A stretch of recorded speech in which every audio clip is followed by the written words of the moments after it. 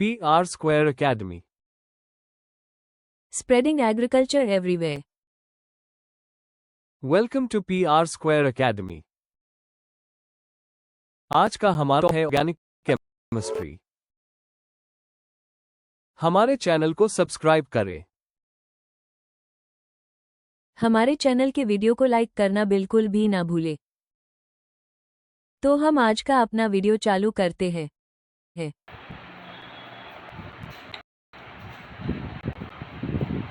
Hello guys, welcome to PR square academy. आज हम लोग केमिस्ट्री का हमारा फर्स्ट लेक्चर स्टार्ट कर रहे हैं, जो कि element of science 12th class से है और हमारे चैप्टर का नाम है आज का ऑर्गेनिक केमिस्ट्री। आज हम इस चैप्टर को स्टार्ट करेंगे और इसके बारे में पढ़ेंगे। तो हम अपना चैप्टर स्टार्ट करते हैं। Organic chemistry. Basically organic chemistry क्या होता है? Organic chemistry is the study of carbon compounds. मतलब हमारे एटमॉस्फेयर में या फिर हमारी लाइफ में जितने भी कार्बन के कंपाउंड्स हैं, उनको हम ऑर्गेनिक कंपाउंड्स के बारे में पढ़ेंगे, जो कि जनरली कैसे बनते हैं, जिनका जो ओरिएंटेशन है वो क्या है? लिविंग ऑर्गेनिज्म है। ठीक है, लिविंग ऑर्गेनिज्म से रिलेटेड जो भी कार्बन कंपाउंड्स बनेंगे, हम आज उनके बारे में स्टडी करेंगे और इस चैप्टर में भी हम उन्हीं के बारे में डिस्कस करेंगे। तो हमें ध्यान रखना होगा, organic chemistry generally related to carbon containing compound. अब एक बात करते हैं हम लोग कि कार्बन कंटेनिंग आखिर कितने कंपाउंड्स है। तो मैं आपको बताना चाहूँगा, जो कार्बन कंटेनिंग कंपाउंड्स है वो हमारी लाइफ में काफ़ी सारे हैं, तो इनकी क्वांटिटी बहुत ज़्यादा है। तो मैं आपको बताना चाहूँगा, बेसिकली इनका जो कार्बन के जो कंपाउंड्स है वो काफ़ी सारे हैं। इसका रीज़न ये है कि जनरली इसमें कुछ प्रॉपर्टीज़ है, दो प्रॉपर्टीज़ ऐसी है जिनके कारण जो कार्बन होता है वो काफ़ी सारे कंपाउंड्स अवेलेबल है हमारी लाइफ में। तो जो पहली प्रॉपर्टी है वो क्या है? कैटिनेशन है, और दूसरी प्रॉपर्टी क्या है? टेट्रावैलेंसी है। ये दोनों प्रॉपर्टी होने के कारण ही काफ़ी सारे वेराइटीज़ में कंपाउंड्स अवेलेबल है कार्बन से रिलेटेड।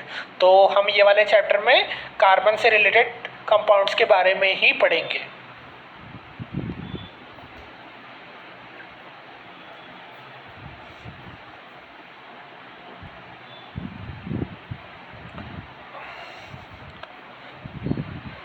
तो हम लोग बात कर रहे थे कार्बन की कुछ स्पेशल प्रॉपर्टीज़ के बारे में, जो कि एक प्रॉपर्टी है कैटिनेशन और सेकंड प्रॉपर्टी है टेट्रावैलेंसी। तो हम अभी फ़िलहाल कैटिनेशन की प्रॉपर्टी को थोड़ा सा ध्यान से समझते हैं, जिससे कि हम कार्बन के बारे में और थोड़ी सी जानकारी ले सकें। तो कैटिनेशन एक कार्बन की प्रॉपर्टी है, जिसमें जनरली क्या होता है, जो कार्बन के एटम्स होते हैं वो दूसरे एटम्स के मॉलिक्यूल्स के साथ बॉन्ड बनाते हैं, जिससे कि कोवेलेंट बॉन्ड बनाते हैं, जिससे कि जो उनका स्ट्रक्चर बने वो दो कैटेगरी में बने। एक क्या होता है हमारा, एक कैटेगरी होता है चेन बेस्ड वाला और दूसरा होता है हमारा रिंग बेस्ड। तो जनरली क्या होता है, कार्बन ऐसे कंपाउंड्स के साथ मिलकर कुछ स्ट्रक्चर बनाता है जो कि कोवेलेंट बॉन्ड से बनता है, और जनरली कार्बन के ही मॉलिक्यूल्स वहाँ अवेलेबल रहेंगे। और जनरली ये दो सिस्टम में बनता है। एक सिस्टम हमारा कौन सा होता है? एक होता है चेन सिस्टम होता है, दूसरा हमारा होता है रिंग सिस्टम होता है। इसमें कुछ एग्जांपल्स मैं आपको प्रोवाइड करा दे रहा हूँ।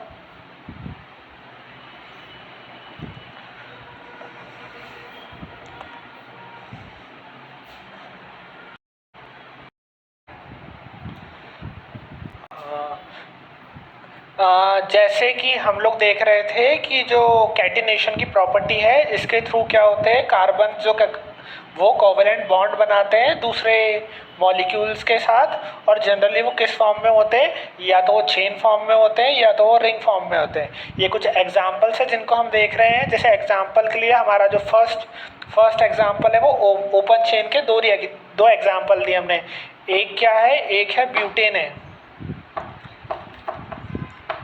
ब्यूटेन है, इसके क्या कहते हैं, कितने कार्बन से इसमें 1 2 3 4 5 5 कार्बन के कार्बन्स है, और इसमें क्या है, इसमें है 4 कार्बन्स के, और बाकी जो है हाइड्रोजन के बॉन्ड्स है इसमें बीच में। अब बात करते हैं सेकेंड टाइप्स के। जनरली क्या होता है, सेकेंड एग्जांपल है हमारे रिंग वाले। तो जनरली जो रिंग वाले हैं इन्हें हम लोग एक और फॉर्म में बोलते हैं क्लोज्ड चेन बोलते हैं। जनरली हमें ये ओपन नहीं होते हैं, जनरली ये क्लोज्ड होते हैं, और जनरली इनके नाम भी उसी अनुसार रहते हैं। जैसे इसका नाम है साइक्लोप्रोपेन,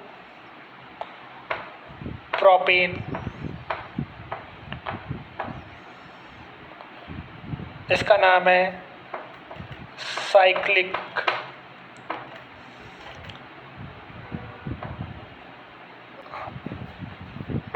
साइक्लोब्यूटेन, और इसका नाम है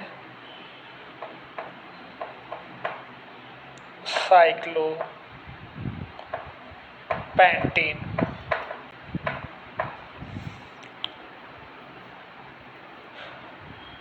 तो ये क्या है, ये हमारे कैटिनेशन के ओपन और क्लोज चेन के कुछ एग्जाम्पल्स है। जनरली क्या है, एक है ब्यूटेन है, दूसरा क्या है आइसोब्यूटेन है। ये है आइसोब्यूटेन। एक क्या है रिंग साइक्लोप्रोपेन है, और अगला क्या है साइक्लोब्यूटेन, और लास्ट वाला है हमारा साइक्लोपेंटेन। ये क्या है कैटिनेशन के कुछ एग्जाम्पल है जो कि जनरली कार्बन से रिलेटेड है।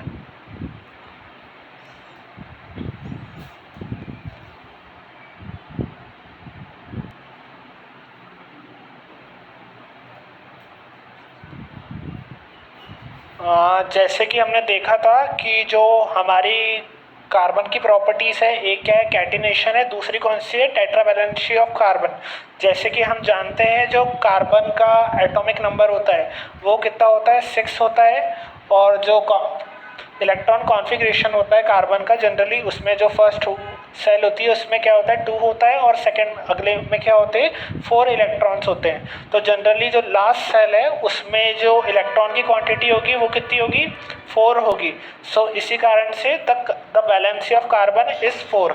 और हमें एक बात हमेशा ध्यान रखना है, अगर कार्बन को किसी दूसरे एटम्स के साथ अगर क्या बनाना है बॉन्ड, यानी कोई स्ट्रक्चर बनाना है, तो जनरली उसे क्या करना होगा, या तो ये 4 वैलेंसी को उस पर ट्रांसफ़र करना होगा या फिर किसी से लेना होगा।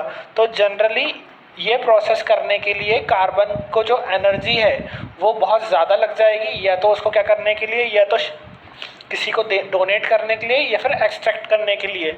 सो इसी के लिए ये प्रॉपर्टी को क्या बोला जाता है, टेट्रावैलेंसी बोला जाता है।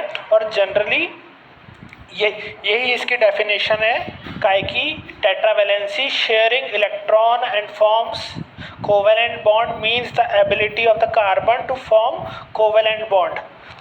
ये जो बॉन्ड बनाने की प्रोसेस है उसको क्या बोला जाता है, टेट्रावैलेंसी बोला जाता है, क्योंकि जो कार्बन के लास्ट सेल होती है उसमें इलेक्ट्रॉन 4 ही अवेलेबल रहते हैं। तो जनरली ये रीज़न के कारण ही कार्बन दूसरे एटम्स के साथ अपने इलेक्ट्रॉन्स को शेयर करके कोवेलेंट बॉन्ड बनाता है।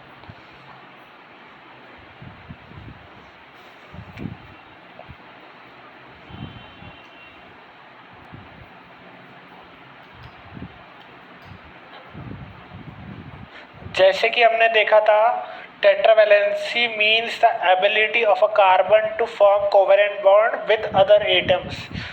कार्बन की जो एबिलिटी है दूसरे एटम्स के साथ कोवेलेंट बॉन्ड बनाने की known as tetravalency.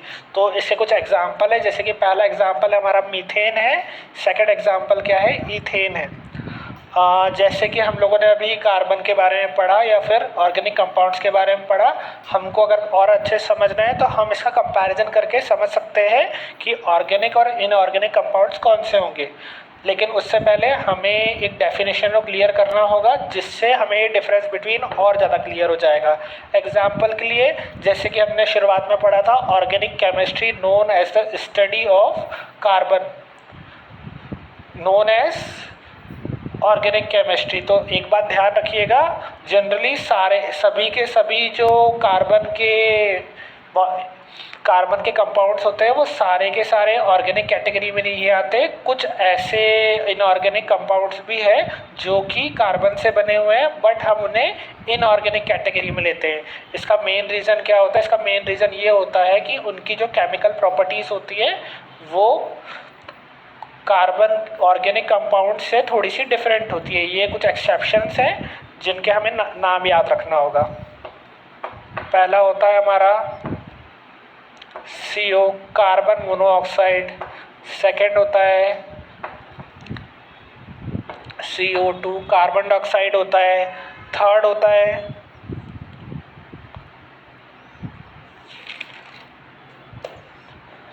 Carbonic acid होता है, कार्बोनिक एसिड होता है, फोर्थ क्या होता है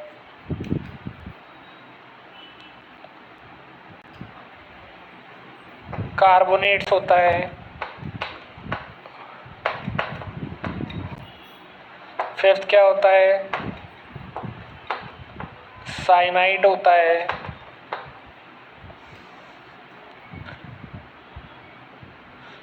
और अगला होता है कार्बाइड्स।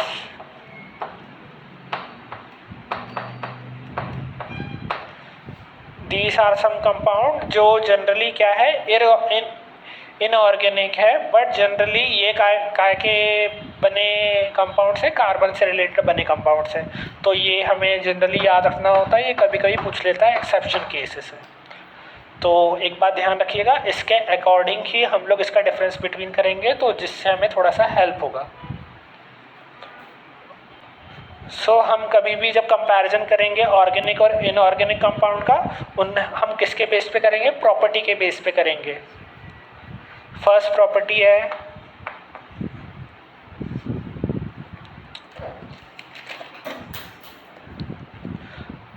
नंबर्स। जैसे कि नंबर्स में क्या है, जनरली जो हम लोग ये देखेंगे कि कार्बन से रिलेटेड ऐसे कितने कंपाउंड्स हैं जो कि ऑर्गेनिक है और इनऑर्गेनिक है। तो हमें एक बात ध्यान रखना होगा कि जो ऑर्गेनिक कंपाउंड है कार्बन में काफ़ी सारे हैं। कंपैरिजन अगर हम बात करें हम लोग इनऑर्गेनिक कार्बन कंपाउंड्स की तो एग्जांपल्स काफ़ी कम है। अब बात करते हैं कैटिनेशन। तो कैटिनेशन की प्रॉपर्टी कौन दिखाता है? हमारे ऑर्गेनिक कार्बन कंपाउंड्स ही दिखाते हैं। Generally inorganic compound different properties दिखाते हैं। अब बात करें मॉलिक्यूलिक कॉम्प्लेक्सिटी की तो ध्यान रखिएगा ऑर्गेनिक जो कंपाउंड्स है कार्बनिक कंपाउंड है उसके काफ़ी जो स्ट्रक्चरल होता है और मॉलिक्यूलर होता है काफ़ी कॉम्प्लेक्स होता है। बट अगर हम लोग किनकी बात करें इनऑर्गेनिक कंपाउंड्स की बात करें तो काफ़ी सिंपलर और ईजी वे में होते हैं। ठीक है, ध्यान रखिएगा।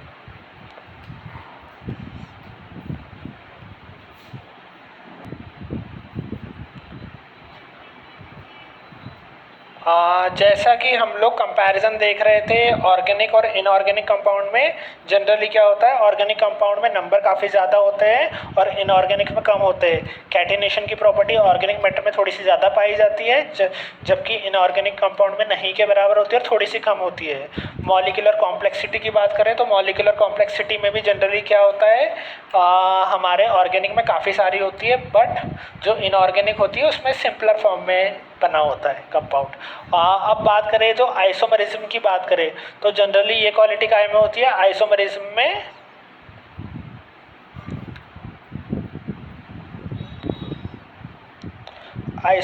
जनरली क्या होता है, इसमें जनरली हमें मिलती है जैसे कि हमें मालूम है कि जितने भी ऑर्गेनिक कंपाउंड है लगभग सिमिलर प्रॉपर्टीज दिखाते हैं।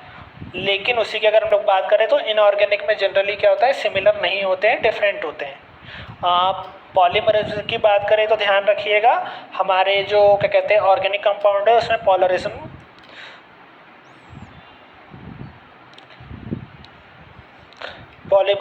काय में अवेलेबल दिखाती है, ऑर्गेनिक में दिखाती है बट इनऑर्गेनिक में नहीं दिखाती है generally. The battery is low. Please recharge.